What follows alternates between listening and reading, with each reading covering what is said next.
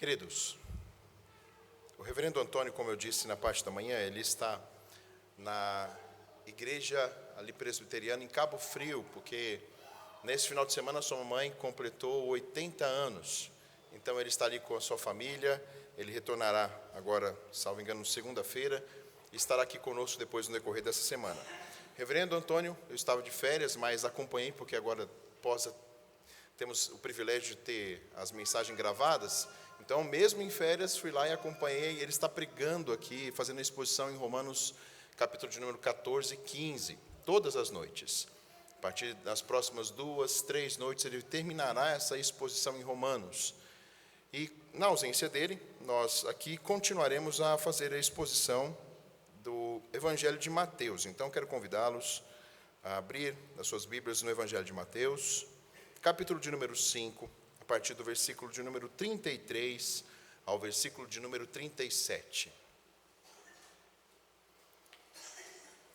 Aqueles que já estão acompanhando há um tempo, nós começamos a expor esse evangelho, lembrando que ele aponta para aquele que é o nosso Rei, Cristo Jesus. Aquele que veio de uma linhagem real, aquele que nasceu e foi honrado como um rei, que foi ao Egito, mas voltou. Depois aquele que foi ungido e se colocou à frente do seu povo, como representante do seu povo, depois foi ao deserto, venceu o maligno. E é aquele que fala aos seus, aqueles que são agentes do seu reino. Então, nós estudamos as bem-aventuranças, que nada mais expressa as características daqueles que são do reino. Mas nós aqui dizemos aos irmãos, todas essas bem-aventuranças não são naturais em nós. Portanto, é necessário que eu faça parte desse reino por meio de Cristo. É necessário que eu seja sal e luz. E aí fizemos aquela pergunta, mas eu não consigo ser sal. Eu não sei se sou sal e luz, então fomos para Ageu. E lá descobrimos o porquê que muitas vezes o nosso pecado nos impede de servir ao Senhor, mas o Senhor nos convida a uma postura, a arrependimento, a servir no seu reino. E fomos para Zacarias apontando para um Deus, nas 8 visões de Zacarias, um Deus que está presente com o seu povo, um Deus que perdoa o pecado do seu povo, um Deus que restaura o seu povo, um Deus que está sempre presente, chamando o seu povo à unidade com Ele. Depois, nós aprendemos o que é ser luz. Ser luz é evidenciar aquilo que nós somos, porque somos sal. Abrimos a nossa boca e evidenciamos aquilo que nós temos, que é Cristo. E nós apontamos para Cristo, que veio para cumprir todas as coisas, sendo Ele a primícia de todas as coisas, e nos chama a ser santos como Ele é santo, num nível maior do que os escribas e fariseus. Então agora Ele começa a apontar um falso ensino, a qual as pessoas ali eram submetidas, apontando para o reto ensino da sua palavra. Portanto, agora nós vamos continuar a ouvir por 6 vezes o Senhor disse, ouvistes o que foi dito? Eu, porém, vos digo. E agora nós estamos no versículo de número 33 ao versículo de número 37. Acompanhe atentamente na sua Bíblia e mantenha ela aberta. Também ouvistes o que foi dito aos antigos? Não jurarás falso, mas cumprirás rigorosamente para com o Senhor os teus juramentos. Eu, porém, vos digo, de modo algum jureis, nem pelo céu, por ser o trono de Deus, nem pela terra, por ser estrado de seus pés, nem por Jerusalém, por ser cidade do grande rei. Nem jures pela tua cabeça, porque não podes tornar um cabelo branco ou preto. Seja, porém, a tua palavra sim, sim, não, não. O que disto passar, vem do maligno. Mais uma vez, ore comigo. Grande Deus, estamos diante da sua presença todos os dias da nossa vida. E aprova o Senhor preservar esta rica e preciosa palavra, provinda da boca daquele que é perfeito, que se encarnou e veio a este mundo para morrer por nós, mas também para nos ensinar. E as suas palavras estão aqui gravadas e preservadas durante todo este tempo, edificando o seu povo, aqueles que o Senhor amou, aqueles que o Senhor chamou, ano após ano. E assim o será até a sua vinda, que é certa. Ó Pai, nós pedimos que por meio da ação do seu Santo Espírito, o Senhor use o pregador que aqui está. Que o Senhor nos incomode profundamente, que nos ajude a revisar a nossa vida diante do Senhor. E aprender, ó Deus, a andar como servos, como súditos de um rei a quem nós servimos. Também, ó Deus, fale ao coração daqueles que precisam ouvir essa mensagem e ter uma decisão diante do Senhor. Que o Senhor, ó Deus, seja gracioso para conosco, para que no fim, ó Pai, enquanto ouvimos a sua palavra e voltemos para o nosso lar, possamos regozijar com um Deus vivo e presente, que está nos moldando para sermos chamados a viver contigo por toda a eternidade. Louvamos-te hoje e para todo sempre. Amém.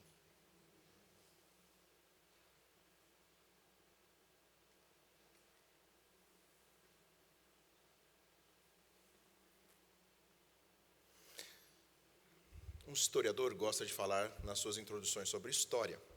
Então, começo falando um pouquinho da base da humanidade. A humanidade, desde que nós conhecemos seus dados históricos, ela está pautada debaixo de juramentos. Toda a sociedade, desde as mais primitivas, seja ela na Oceania, na África, como também naquelas que já não são mais civilizações, egípcias, maias, toltecas, astecas, em toda a esfera desse globo, em todas as gerações. Toda a humanidade ela está baseada em pactos, em juramentos. Ela está alicerçada, isso faz parte de uma sociedade humana.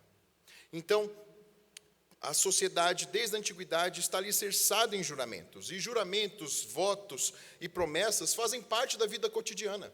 Nós alicerçamos alianças, sejam elas comerciais, sejam elas para uma vida, enfim. Toda a humanidade está debaixo de um juramento. E o que é um juramento? É evocar, seja ela nessa relação de um homem e de uma mulher, seja num contrato, é sempre evocar algo, um ser, um ente ou uma pessoa que é testemunha e que ela é testemunha dos meus atos. E caso haja quebra deste juramento, a testemunha haverá de agir com propriedade, punindo ou cobrando. Um juramento é assim, queridos, nós estamos sujeitos a vários juramentos. Você, nessa sociedade repleta de burocracia, está sujeito em todas as áreas a juramentos, a contratos, afirmações, a firmas, enfim.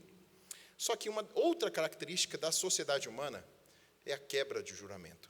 E eu posso dizer que a nossa história está repleta de quebra constante daquilo que nós firmamos com os homens. Não é à toa que, se você olhar para a história da humanidade, não precisa nem olhar para tão somente do Brasil, ela está repleta de contendas, de guerras, de problemas e mais problemas e mais problemas, porque o homem não firma a sua palavra. Esta é a sociedade que nós vivemos hoje.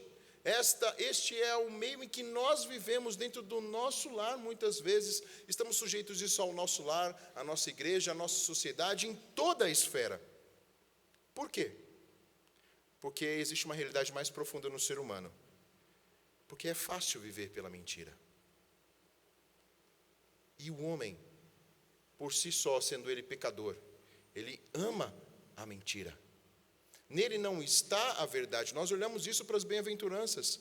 Não é inerente a nós ser humilde, reconhecer. Nós, muitas vezes, preferimos a mentira. Desde pequenos somos mentirosos. Eu estou aqui com um pequeno que veio à frente aqui, que já mesmo não sabendo articular as suas palavras, ele vive, às vezes, na mentira. É mais fácil. Porém, o homem ele é tendencioso à mentira. E o falso jurar, queridos, ou não ter credibilidade, é uma característica cada vez maior. É claro que nós podemos até ser saudosistas e dizer, no passado, os homens firmavam a sua palavra. A gente ouve bastante, né? A gente vai ficando mais velho, até a gente vai adotando um pouco isso.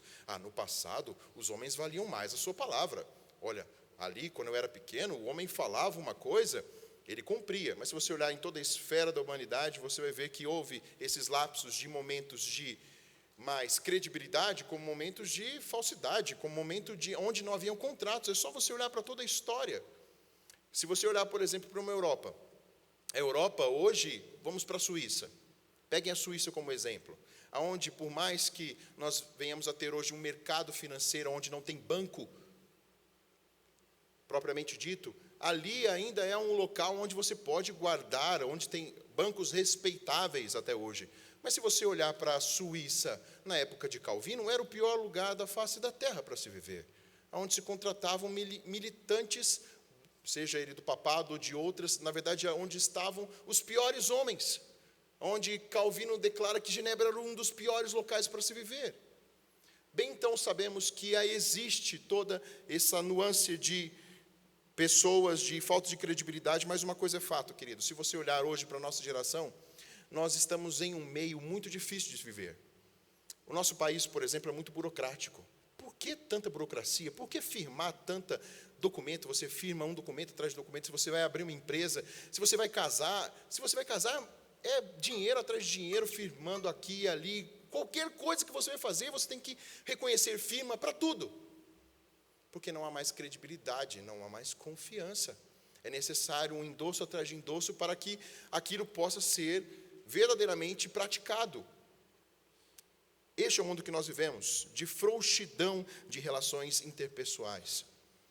Agora olhemos, talvez sentados num banco, se você tivesse oportunidade, se você aqui tivesse oportunidade de sentar num banco e puder julgar aqueles que gerem a nossa nação, e você olhar para cada área do STF, da Câmara, do Senado, e você pudesse fazer uma análise, e você ali julgando as suas palavras, aquilo que eles dizem na televisão, quando estão se candidatando, e quando se tornam candidatos. Certamente um furor toma a sua vida, às vezes, de olhar para ver esses homens não têm credibilidade naquilo que falam. Quebram a sua palavra dia após dia, lançam uma lei, quebram a lei, lançam outra lei, afrouxam a lei aqui, e assim vai, e parece que não há credibilidade, e aí nós nos desanimamos, e aí nós nos tornamos duros, e aí nós criticamos, e falamos, estou enfadado de viver neste mundo. Queridos, agora saia dessa cadeira. Saia desse momento de olhar para eles, porque a palavra de Deus diz que o Senhor entregou os homens ímpios ao seu próprio coração. E esses atos vão ser julgados, todos eles, quer pelos homens ou quer se safem pelos homens, estarão todos diante do reto juiz e serão julgados por aquele que é justo.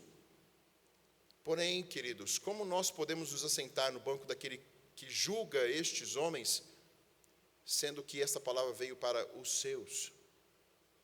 Nós hoje somos chamados a olhar para as nossas vidas e como nós empenhamos a nossa palavra.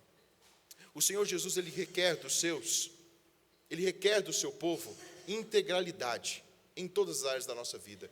E quando o Senhor Jesus, Ele expõe o erro dos fariseus, Ele está ali aos seus ouvintes expondo um erro que aqueles que estavam ali próximo do Senhor viviam, e estavam como cegos para a sua realidade diante do mandamento do Senhor.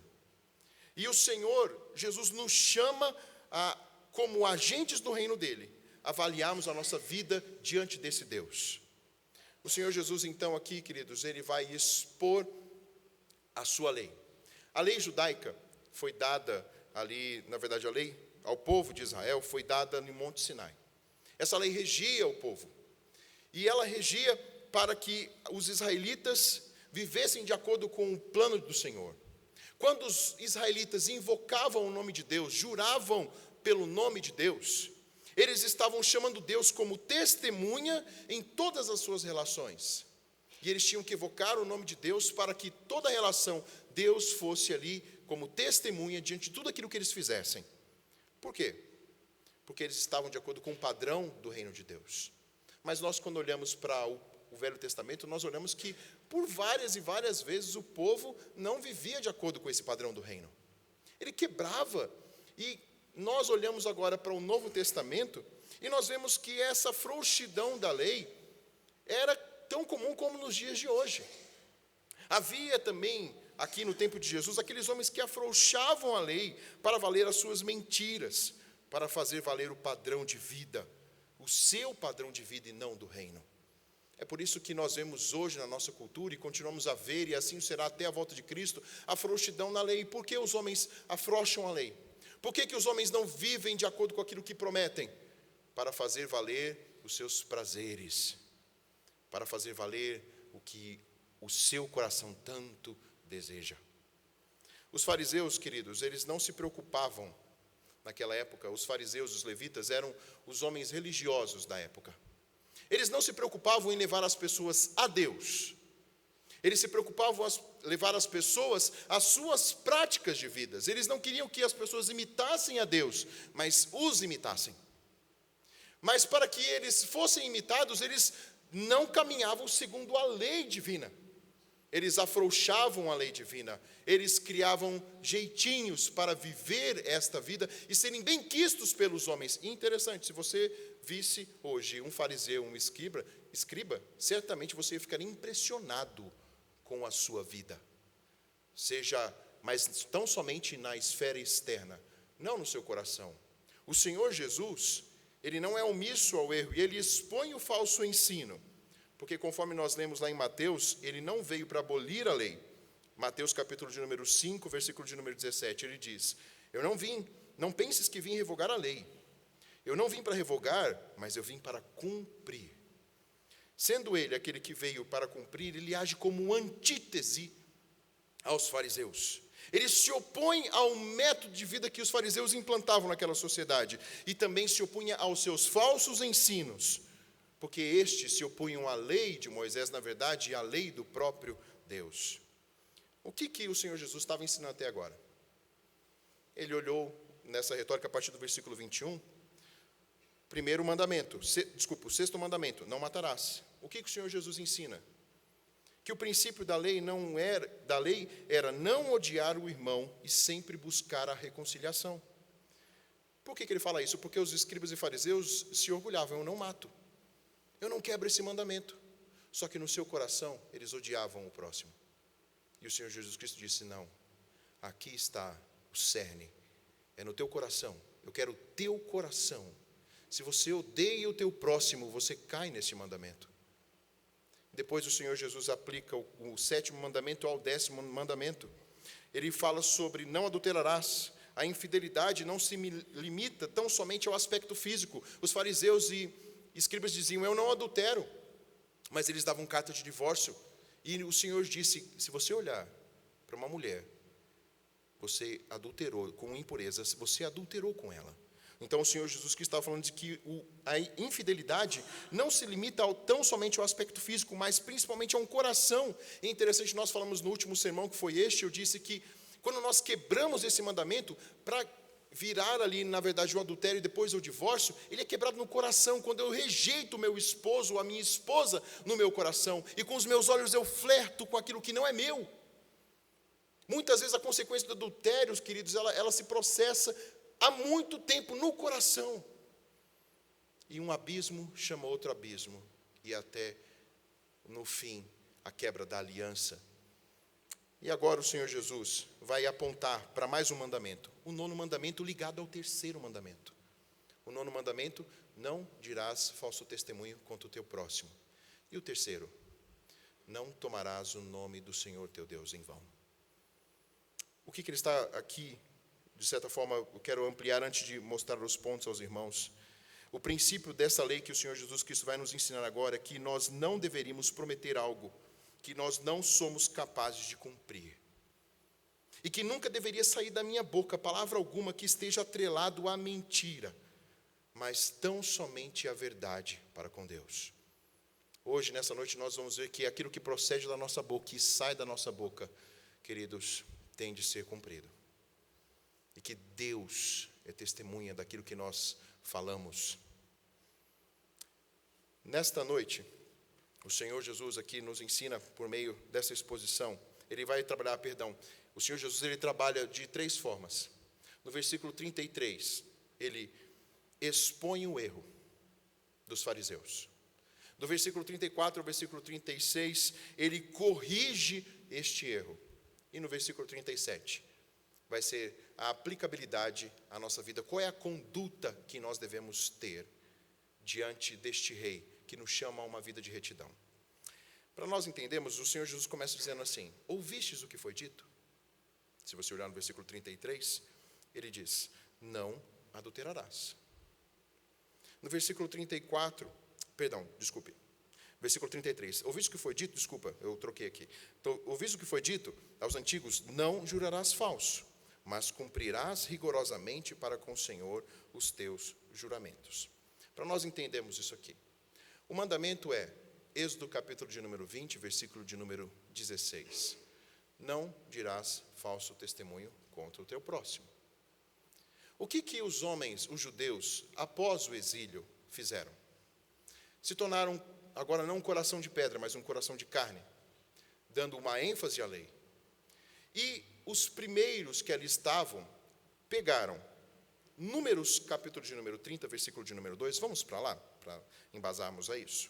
Números, capítulo de número 30.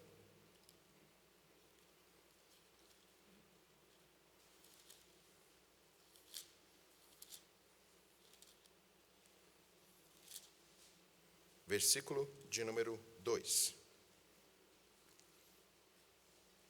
Eles acrescentaram ao mandamento, mais esse versículo: quando o homem fizer voto ao Senhor ou juramento para obrigar-se a alguma abstinência, não violará a sua palavra, segundo tudo o que prometeu, fará. E somaram a este mandamento, a este versículo, mais um outro versículo, que está em Deuteronômio, capítulo de número 23, vamos para lá, capítulo de número 23, versículo de número 21.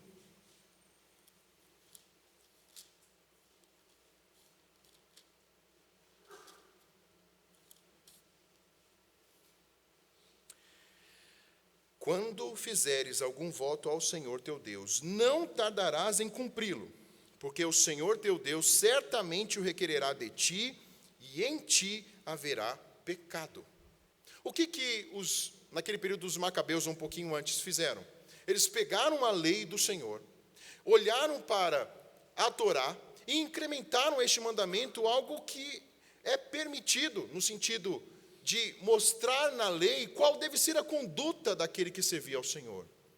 E é isso que o Senhor Jesus está expondo, que eles, como doutrina dos fariseus, eles tinham a lei do Senhor como fundamento. Isso é um ótimo esforço. Eles deviam cumprir tudo aquilo que eles prometeram. E isso está de acordo com a palavra de Deus. Olha só que interessante. Vamos para Eclesiastes, capítulo de número 5. Quando eu estudei isso, eu falei, nossa, nós temos que colocar isso aqui a todo instante na nossa mente, esse versículo ser decorado. Capítulo de número 5, dos versículos de número 2 a 5. Eu vou ler e os irmãos acompanhem. Olha o que diz Eclesiastes. Não te precipites com a tua boca, nem o teu coração se apresse a pronunciar palavra alguma diante de Deus. Porque Deus está nos céus e tu na terra, portanto sejam poucas as tuas palavras. Em particular para mim aqui me serviu bastante isso aqui. Bastante. Ai, quanta coisa já saiu da minha boca nesses 37 anos, sem pensar. Porque dos muitos trabalhos vêm os sonhos, e do muito falar, palavras nécias. Quando a Deus fizeres algum voto, não tardes em cumpri-lo, porque não se agrada de tolos. Cumpre o voto que fazes. Melhor é que não votes do que votes e não cumpras. Queridos, pegando os 3 versículos que eu disse em Êxodo, Deuteronômio e Levíticos, olhando para Eclesiastes, eles no seu princípio estavam certos. Eles eram estudiosos da lei, os fariseus e os escribas ali, um pouco antes, 400, 500 anos antes de Cristo, e começaram por tradição oral ensinar o seu povo. Porém, qual que é o problema que Jesus aqui expõe? A interpretação deste ensino. Porque os fariseus agora, na época de Jesus, interpretavam de uma outra forma, olhando para este texto que ficou rigoroso, e claro, bíblico, mas como eles interpretavam? Eles fizeram uma pergunta que às vezes a gente vê isso muito claro na nossa sociedade: como eu posso me tornar isento daquilo que me cobram? Hoje tem especialistas que se tornam aptos em olhar para a lei e achar gaps, achar aonde eu posso não cumprir. Não é novidade, né? Porque os fariseus fizeram isso. Como ter um padrão que eu possa me desviar disso? Para ser visto pelos homens, entendam isso. Para ser visto por os homens, não para agradar a Deus, mas para ter um padrão para que as pessoas olhem para mim e vejam, aí vai um homem espiritual. Quero segui-lo, quero ser modelo.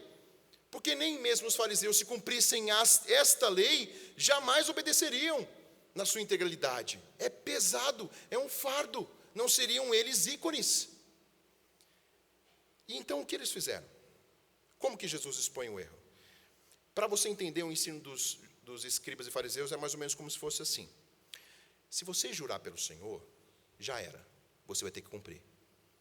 Mas é só não colocar o nome de Deus. Jura pela terra. Jura pelo céu. Jura pelo mar.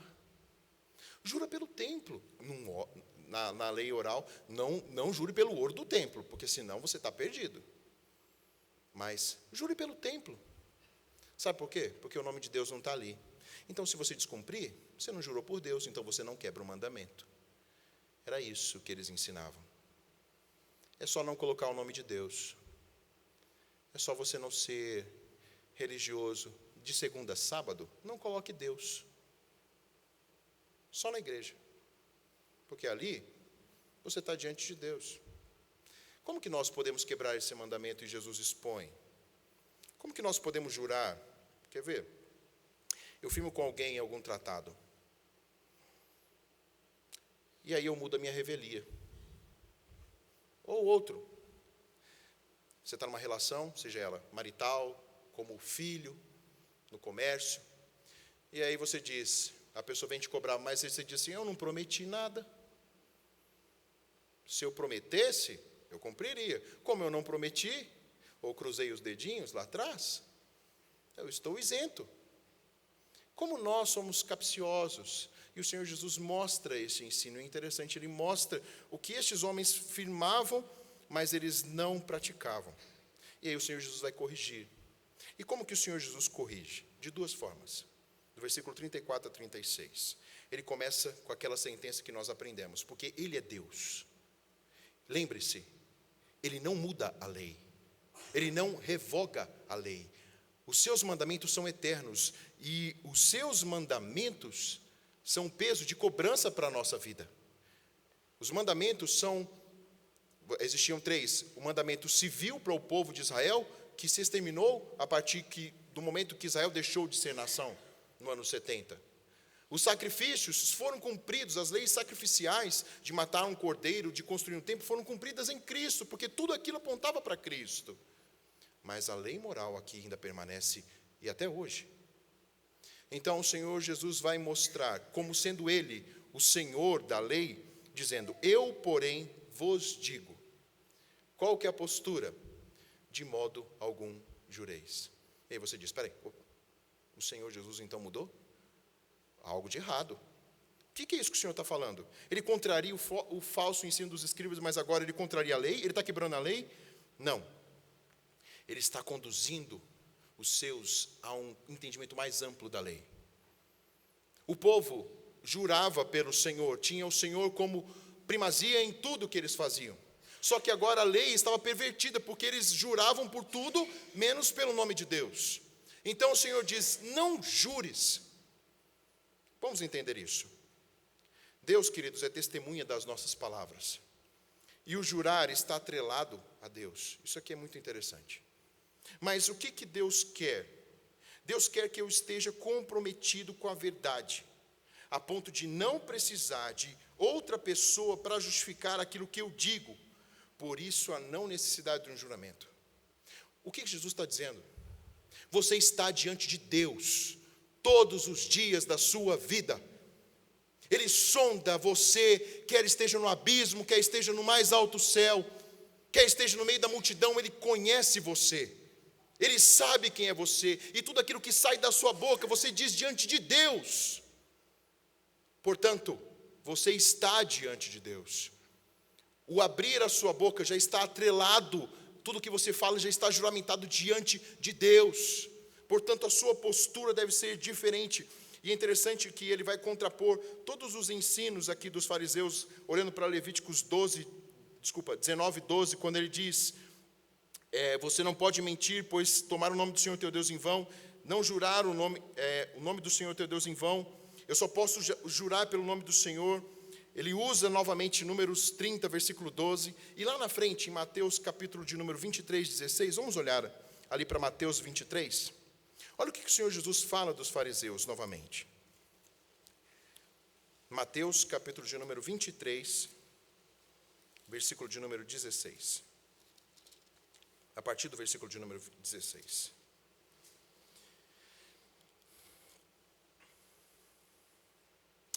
Vamos ali a partir do versículo de número 16 mesmo. Ai de vós, guias de cegos, está falando dos escribas e fariseus, como no versículo 15 acima.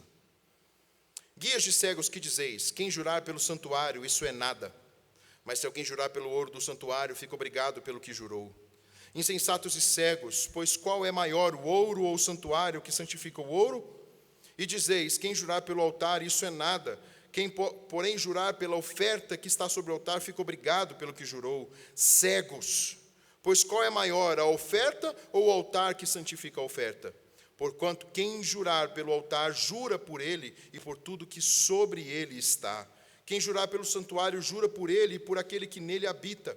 E quem jurar pelo céu, jura pelo trono de Deus e por aquele que no trono está assentado. Ai de vós, escribas fariseus, hipócritas, porque dais dízimo da hortelã, do entro, do cominho, e tendes negligenciado os preceitos mais importantes da lei, a justiça, a misericórdia, a fé. Devis, porém, fazer estas coisas sem omitir aquelas. E assim o Senhor Jesus continua a sua prédica a respeito dos fariseus e escribas. O que o Senhor está dizendo aqui, queridos? Que tudo pertence a Ele. Todo santuário, toda cidade, tudo remetia ao nome de Deus, e que a todo instante nós nos reportamos ao Senhor. Reflita um pouquinho, só no dia de hoje. Talvez está muito fresco a sua memória. Tudo aquilo que você abriu a sua boca e falou. Tudo aquilo que você falou, queridos, foi falado em primeiro lugar, em primeira instância, diante de Deus. É por isso que nós temos que medir aquilo que sai da nossa boca. Porque falamos diante de Deus e fazemos diante dele, porque ele é testemunha. E tudo que envolve a vida humana, Deus está envolvido. Jesus então diz que a sua palavra seja verdadeira, que você viva por aquilo que você promete, que você cumpra aquilo que você firma para com o seu próximo, porque em primeiro lugar você firma diante de Deus. É por isso que antes de olhar aqui para Mateus, olhando para essa sequência do que Jesus está dizendo, eu comecei iniciando em Josué capítulo de número 9, e depois eu fui para Crônicas. Quando eu me remeti a Josué, quando eles estavam ali diante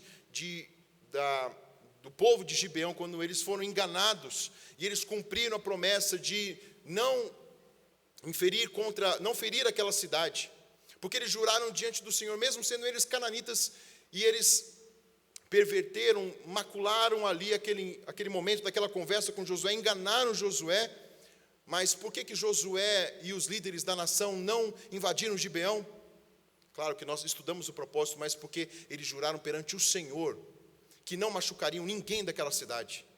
E depois, 450 anos depois, quando o primeiro rei de Israel, Saul, pesou a mão sobre este povo que Deus disse que não pesasse, Deus feriu a sua casa. E nós falamos, porque Deus lembra daquilo que nós prometemos diante dele. Ele lembra de tudo aquilo que nós prometemos diante da sua pessoa. Ele lembra de cada compromisso que eu firmo nessa terra. Ele lembra de cada palavra que eu firmo com o meu cônjuge. De cada ato que sai da minha boca para com os meus filhos, para com meu pai. De cada ato que eu faço dentro da minha casa, no meu trabalho, dentro da igreja. De cada juramento que eu faço diante do Senhor, me comprometendo a cuidar dos meus filhos, a cuidar da minha esposa, a cuidar do meu esposo. De tudo nesta terra, queridos, o Senhor se lembra. Ele irá cobrar os seus.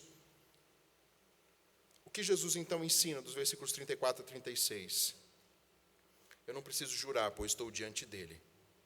Agora, para finalizar esse segundo ponto, pense como tem sido a sua postura diante desse Deus, diante desse padrão. Nós não podemos ser iguais ao mundo, e muitas vezes nós cobramos este mundo, mas nós não estamos cumprindo nem a nossa palavra para com o nosso próximo, mais próximo, dentro da nossa casa, para com os nossos filhos, para com a nossa esposa, para com o nosso marido. Nós vivemos numa sociedade em que facilmente nós descumprimos aquilo que nós prometemos, em pequenínimos acordos. O que dirá quando nós olhamos para este cenário deste mundo? Então, queridos, o Senhor, Ele mostra que Ele tem zelo por aquilo que nós proferimos, que sai da nossa boca. E no versículo 37, no meu terceiro ponto, o que Deus requer de mim? E Ele diz, que a palavra que sai da minha boca seja sim, sim, não, não. Ou seja, que da minha boca saia aquilo que é verdade. Sai aquilo que é justiça. Algo de forma justa e correta. Em outras palavras, o que Ele quer é aquilo que Ele aponta ali, quando Ele começa a sua prédica, antes de condenar os escribas e fariseus, Ele diz assim, que vocês sejam acima do que os escribas e fariseus são. Capítulo de número 5, versículo de número 16. Eu quero um alto padrão daqueles que me seguem. Eu quero que vocês avaliem sempre as suas vidas diante de mim. E aí nós dissemos, Senhor, que peso é esse? Porque isso é pesado, sim. Porque o padrão do Senhor é ser santo assim como Ele é santo. O princípio é que a minha palavra esteja carregada de... Esse aqui é difícil, queridos, até de nós. E nós temos que revisar a nossa vida. O que Jesus está ensinando? Que a minha palavra seja carregada de tanta confiança que não seja necessário eu chamar, vem cá, fale com a minha esposa, que eu sou assim. Vem cá, chame o pastor para asseverar o que eu estou falando. Que eu seja um homem de palavra, que eu seja um homem ilibado de confiança, que aquilo que sai da minha boca seja ou sim ou não. Que eu cumpra aquilo que eu voto como sim, mas que eu seja honroso em dizer não, não posso fazê-lo, ou não irei fazê-lo. O que o Senhor nos chama, queridos, é a um viver, sim, de um padrão excelente. Mas o que eu estou chamando aqui os irmãos não é simplesmente um padrão de moralidade, porque nós podemos ver e certamente constatar ao nosso redor que existem pessoas com um nível de moralidade que não conhecem ao Senhor, mas que tem um nível de confiabilidade. Eu tenho certeza que você tem uma, duas pessoas que não conhecem o Senhor, mas que você talvez confie na palavra dEle. Mas o Senhor vai além deste nível de moralidade, porque Ele requer um coração sujeito a Ele, tão somente a Ele. Porque até mesmo aquele que tem um padrão de moralidade segundo este mundo, se não tem o Senhor como seu cerne, a sua moralidade é para a sua glória, e ele está perdido, porque a glória tem que ser para o Senhor. Então por que existe esse mandamento? Porque eu reflito a Deus. Por que eu tenho que apegar a minha palavra e eu tenho que zelar pela minha palavra? Porque eu reflito a Deus. Porque se não estiver refletindo a Deus, queridos, o Senhor Jesus mostra quem eu estou refletindo aqui, nós veremos mais à frente. A minha palavra tem que ser mantida com perfeição, ciente. E eu quero trazer aqui um alento aos irmãos. Ciente que a minha palavra não é igual a de Deus, porque Ele é perfeito. Ele, o que Ele diz, Ele cumpre. E Ele não move uma vírgula daquilo que Ele promete. Ele é toda a verdade. E Ele determina tudo aquilo que é verdadeiro. E o que Ele determinou é a verdade. E aquilo que Ele não determinou é a mentira, é a ilusão. Portanto, eu devo viver de acordo com a verdade. Então eu preciso cumprir o que prometo. Por quê? Porque Cristo é o meu paradigma. É por isso que nós falamos a respeito daquilo que Cristo veio fazer por nós. Quando eu digo, Senhor, eu sou fraco, eu não consigo cumprir estas coisas. É por isso que nós apontamos para Cristo. Porque Ele teve de se encarnar? Para viver a nossa vida. Por que Ele cumpriu toda a lei, sendo Ele perfeito? Por que Ele haveria de cumprir sacrifícios? Por que Ele haveria de cumprir a Páscoa? Por que Ele foi batizado, sendo que aquele batismo era para arrependimento de pecados? Porque Ele veio cumprir toda a lei de Deus, toda a lei dos homens, foi obediente em tudo. Por que Ele deu os impostos? Por que Ele chamou Pedro para pegar ali um peixe, para pagar os impostos? Por que ele recomendou os seus a pagarem todos os impostos? Porque ele veio cumprir a lei e obedecer toda a lei dos homens e a lei de Deus para nos substituir naquela cruz, para viver uma vida reta e perfeita. E ele sim, queridos, foi obediente, e tudo aquilo que ele prometeu na eternidade, diante do Pai, do Espírito Santo, a Trindade ali, ele veio e cumpriu, porque a sua palavra é cheia de verdade, porque a sua palavra persiste e persistirá por toda a eternidade, porque ele é a verdade, ele é o caminho, ele é a vida, e é nele que nós temos que estar centrados. Então, quando nós vemos a nossa inutilidade, porque eu não consigo obedecer essa lei, eu digo: Senhor, ai de mim, porque sou pecador, porque o que sai da minha boca eu não consigo cumprir. Então eu digo: Senhor, eu preciso do Senhor, eu preciso do perdão do Senhor, eu preciso que o Senhor renove o meu ser interior e me molde, mesmo sendo eu e tenho um padrão de vida moralista diante dos homens ilibado, mas eu preciso ser um servo teu. E aí, queridos, o texto bíblico, como nós olhamos aqui, várias vezes no momento de contrição, ele perdoa todos os pecados. Nós, quando confessamos que precisamos dele, ele declara que nós fomos perdoados, purificados de toda injustiça. E ele prometeu estar com o seu povo todos os dias, nos capacitando por meio da sua palavra. E como nós ouvimos essa manhã, nesse processo de santificação, onde nós reconhecemos o nosso erro, nós pedimos perdão, nos arrependemos e vivemos em novidade de vida. É claro que ainda de forma inconstante nessa vida, mas sabendo que há um fim. Haverá um fim para essa nossa luta. Como eu repito e ouvi isso há um tempo, o que é a sua vida, querido? Tem 30, 40, 20 anos, 15, no máximo 70, 80, você vai chegar. O que é aquilo que você tem? O que é aquilo que você fez? O que é aquilo que você faz? O que são as suas lutas diante da eternidade? Você é um ser eterno, e as suas decisões nessa vida têm peso de eternidade. Você é chamado a crer e confiar neste Senhor, que veio e substituiu, e cumpriu tudo. Ele morreu pela verdade, ele cumpriu e não falhou em nada até o fim. Sendo eu que reflito a Deus, eu devo viver nos passos dele. Mas o Senhor assevera para uma coisa, queridos, e nós não podemos deixar de falar disso. No final, o Senhor Jesus Cristo disse: porque se eu não vivo pela verdade, eu estou refletindo Satanás, que é o pai da mentira. Se eu não vivo pela verdade, eu reflito Satanás.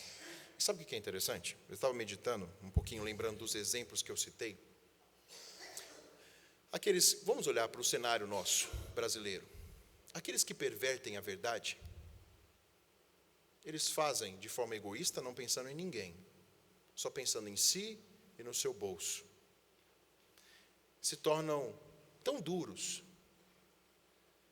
que nem sequer a mentira que já sai de uma forma tão exacerbada da sua boca, eles têm mais temor. Vivem pela mentira. E conforme até o texto bíblico diz, riem desta mentira. São como cegos. E viver nós, cristãos, pela mentira, como o presbítero, o nosso irmão Idail disse aqui, aquele que é salvo no Senhor, mas está debaixo da mentira, pode muitas vezes estar sobrecarregado de tanta dureza que a sua palavra sequer tem crédito. É como o vento, é como um barco levado ao vento. Muda, inconstante, duro, esconde. É como os mentirosos que nós vemos lá fora. Esconde todas as coisas, não vive pela verdade. É duro quando alguma coisa aparece, rapidamente se prontifica a encobrir o seu erro. Sempre há um dano, sempre buscando para si, não vivendo para o próximo. É tão interessante que Jesus vai aplicar muito bem isso lá na frente. Olha que interessante. Se você a partir do versículo 38 olhar, ele vai falar sobre a vingança e vai falar sobre amor ao próximo. Olha que relação interessante. Como que a dureza daquilo que eu não viver pela mentira, ela promove em mim. Afastamento do meu próximo. Inconstância na vida. Por isso, a mentira, ela emana do diabo. No diabo não há verdade alguma. O diabo é especialista em meias verdades. O diabo é especialista em meias afirmações. Ele é o mestre da dissimulação. Ele quebra a palavra a todo instante. Ele omite para um fim só, para difamar a Deus, que é a verdade. Então, quando nós vivemos pela mentira, e aquilo que sai da nossa boca, e quando nós não conseguimos firmar aquilo que nós prometemos diante dos homens, nas nossas relações, nós estamos vivendo pela mentira. E quem, em primeira instância, é difamado? É Deus. E Satanás tem prazer em difamar a Deus. E uma das coisas que ele faz ardilosamente, ele não pode tirar a salvação daqueles que são do Senhor. Ele não pode te tirar a salvação, mas ele pode te esmagar. Como Jesus disse a Pedro, ele está pronto para te peneirar, pronto para te alvejar, te fazer mancar nessa vida cristã, para difamar o nome de Deus, para que você não seja sal e luz nessa terra. Ele está pronto para fazer com que a sua palavra caia ao chão a todo instante, para arruinar a sua família, para arruinar o seu casamento, para arruinar a sua relação interpessoal de filho para com o pai, para arruinar a sua vida como servo, no seu emprego, no seu trabalho, na sua escola, na sua faculdade. Se vivemos na mentira, Jesus deixou claro: você é filho do diabo. Ele não está, querido, dizendo isto para políticos. Ele estava dizendo isso para fariseus e para escribas, para homens da lei. Ele não estava ali no meio do conselho de Pilatos, de Herodes. Ele estava falando para boa parte de pessoas religiosas. Ele não estava no Senado, na Câmara. Ele estava falando para os seus seguidores, para os seus discípulos. Para ter chamado à conclusão, queridos, como nós podemos olhar para esse texto e avaliar a nossa vida? Primeiro, faça um diagnóstico agora da sua vida diante de Deus. Você profere palavras e não cumpre? Você quebra e tem quebrado ultimamente? Você não é digno de confiança dentro do seu lar, dentro da igreja, do seu trabalho? Você tem cumprido aquilo que você promete diante dos homens? Lembre-se, você carrega o nome de Deus. Em segundo lugar, cumpra aquilo que você prometeu, em todas as esferas da sua vida. Aí você pode me dizer assim: pastor, e eu posso dizer assim para você: está difícil. Está difícil porque o senhor não conhece meu emprego. O senhor não sabe a luta que eu passo. O senhor não sabe como é o meu meio de trabalho. Ou então, o senhor não sabe que eu já não estou mais com vontade. Eu perdi a vontade. Eu até me esforcei, mas já estou sem forças. Porque qualquer meio, seja em casa, seja no trabalho, seja na igreja, seja nesse mundo onde eu estou sem forças para viver pela verdade. Talvez nem minto, mas eu fico omisso. Ou eu não tenho mais desejo. Eu perdi a confiança. Eu perdi a confiança no meu filho, perdi a confiança na minha esposa, perdi a confiança no meu esposo, perdi a confiança na igreja, perdi a confiança no pastor, perdi a confiança na política, perdi a confiança no Brasil, perdi a confiança em todo mundo. Querido, peça perdão a Deus em primeiro lugar. Porque viver assim, a palavra de Deus é muito clara: é viver em pecado.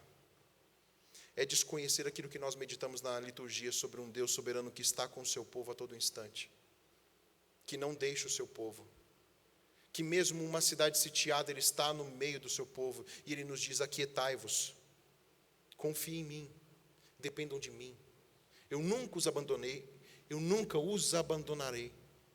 Peça perdão a Ele e peça forças a Ele, porque Ele nos disse que essa nossa vida, queridos, que é curta e passageira, não é uma vida de alegria plena, é uma vida de levar a cruz, é uma vida de omissão. Se você acha que aquela teoria que nós vemos aí de teologia da prosperidade que é pregada hoje, de que você vai ser abençoado a todo instante, queridos, a nossa vida cristã, se você quiser andar nos passos de Cristo, você vai levar uma cruz, mas lembre-se que o fardo de Cristo é leve, que a melhor coisa que nós podemos ter nessa vida é viver uma vida em que o nome do Senhor é honrado, e que nós podemos perder coisas, até o nosso emprego, até às vezes, ser duros no sentido assim de passar por lutas dentro do nosso lado, da nossa igreja, para reconciliar ou trazer tudo de volta à tona, mas o fardo do Senhor é leve e Ele prometeu estar conosco. Peça perdão, peça forças a Deus e volte a ser fiel. Deixe a mentira de uma vez por todas, queridos. Deixe a mentira. Que eu e você tomemos um compromisso hoje. Falo como homem, como marido, como pai, como filho, como servo do Altíssimo, a deixar a mentira de lado. Que a mentira não seja o nosso padrão, mas que a verdade seja o nosso padrão. Que eu possa ser verdadeiro em tudo aquilo que eu falo. Que a verdade possa ser o crivo da minha vida. Porque sendo verdadeiro eu evito as fofocas. Sendo verdadeiro eu consigo cumprir todas as coisas. Sendo verdadeiro eu posso dizer eu não consigo fazê-lo e não posso fazê-lo. Eu não vou tomar esse cargo. Eu não vou fazer isso. Ou eu vou fazer isso e empenho a minha palavra.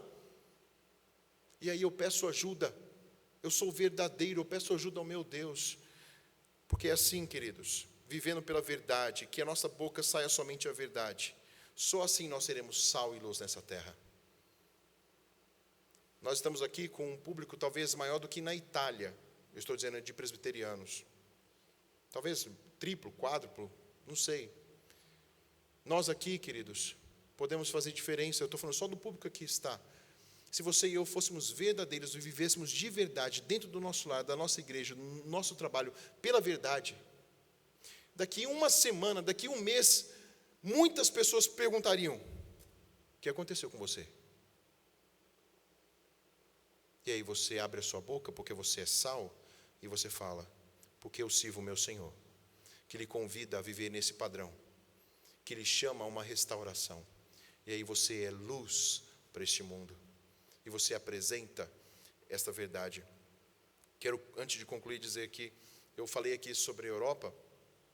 É tão interessante que você olha para alguns aspectos de alguns países, eles ainda, mesmo se tornando pós-cristãos, muito que nós vemos nos países anglo-saxões, até nos Estados Unidos, em alguns locais em que o cristianismo foi o berço, o padrão moral, ético, de alguns desses princípios permanecem.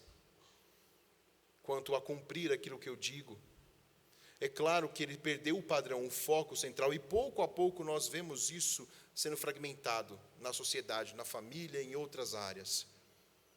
Mas o padrão perfeito do Senhor, esse jamais vai ser destruído, queridos. Em primeira instância, eu e você pertencemos não ao Brasil, não à igreja presbiteriana. Nós pertencemos ao nosso Senhor Jesus. Nós pertencemos à igreja real que voltará. Nós pertencemos ao novo céu e nova terra. E nós devemos viver a nossa vida aqui com esse padrão dos céus, porque em última instância, Deus é glorificado. E Deus tem de ser glorificado por meio da nossa boca, de tudo aquilo que sai da nossa boca. Vamos orar mais uma vez e aí encerramos o sermão. Querido Deus, estamos diante do Senhor todos os dias da nossa vida. E queremos, ó Pai, declarar aqui que precisamos do Senhor. Que precisamos, ó Deus, ser moldados por Ti naquilo que nós proferimos com o nosso falar. Que a verdade, ó Deus, e somente a verdade saia da nossa boca. Nos dê força, ó Deus, para cumprirmos aquilo que já prometemos diante do Senhor, diante dos homens. Se necessário for, assumir o dano, o custo, que possamos, ó Deus, diante do Senhor, assim fazê-lo. Dá-nos força para fazer, porque isso confronta o nosso eu, e isso é esta batalha que nós enfrentamos. Mas, ó Pai, nos ajude nesta luta. Nos ajude, ó Deus, por meio do Seu Santo Espírito, a nos achegarmos mais à Tua verdade, que é a Sua palavra, que norteia a nossa vida. A olharmos, ó Deus, para todos os preceitos da Sua palavra e nortearmos, ó Pai, a nossa vida segundo esse padrão. Mas nós Te louvamos porque os nossos cargos, ó Deus, foram levados por Cristo Jesus naquela cruz. E na força e no poder dEle, nós podemos andar nesta vida, ó Deus, refletindo cada vez mais o Senhor. cada dia, cada passo rumo à cidade celestial, mas cada vez mais próximos, sendo nosso corpo mortificado dia após dia. Ó Deus, todos nós precisamos de uma nova postura. E, ó Pai, nos perdoe se falharmos, mas nos dê prontidão a confessarmos, a pedirmos ajuda ao Senhor. Que possamos hoje, ó Deus, diante dos nossos queridos, dentro de nossa casa, em primeiro lugar, porque voltaremos a eles em primeira instância, a pedir perdão, se necessário for, por descumprirmos como filhos, se descumprimos como pais, como maridos e esposas, aquilo que nós prometemos diante do Senhor, de amar o Senhor, de amar os nossos queridos, de zelarmos por eles. Nos ajude a pedir perdão se descumprimos alguma coisa, porque o seu perdão restaura, ó Deus. Nos ajude a, quando voltarmos para os nossos empregos na segunda-feira, ó Pai, a sermos justos com a nossa palavra e vivemos, ó Deus, de acordo com a sua santa palavra, ó Deus. Se necessário, assumir o dano, ó Deus, porque o seu nome é honrado, ó Deus, a não vivermos, ó Deus, neste mundo que profere e vive pela mentira, mas pela verdade do Senhor. Ó Pai, em última instância, o Senhor tem de ser glorificado. Tudo é teu, toda a nossa vida, tudo que nós temos é teu. O Senhor nos deu e a ti, ó Deus, nós glorificamos com tudo aquilo que nós somos e temos. Nos ajude, ó Pai, nessa nossa caminhada, mas na certeza, ó Deus real, de que o Senhor Jesus Cristo nos perdoou os pecados e nos purificou de toda injustiça naquela cruz. E que nós já vivemos o já e ainda não, como ouvimos nessa manhã, já libertos, já a vida eterna garantida, uma eternidade ao teu lado, onde não haverá mais essa luta, onde tudo aquilo que sair da nossa boca vai ser para o louvor e glória do seu nome. Mas ainda não, porque estamos nessa terra. Mas nos ajude a andar aqui, ansiando por ser igual a ti, todos os dias da nossa vida. E certamente o nosso coração estará no céu, desde já, porque ali pertencemos e a ti pertencemos. Louvo-te, ó Deus, hoje e sempre. E agora, amados irmãos e irmãs, que a graça do nosso Senhor e Salvador Jesus Cristo, o amor eterno do nosso Deus e Pai, que as consolações, o poder, a força do Espírito Santo de Deus estejam sobre vós, igreja, estejam sobre os seus lares, sobre a igreja do Senhor, desde agora e para todos sempre. Amém.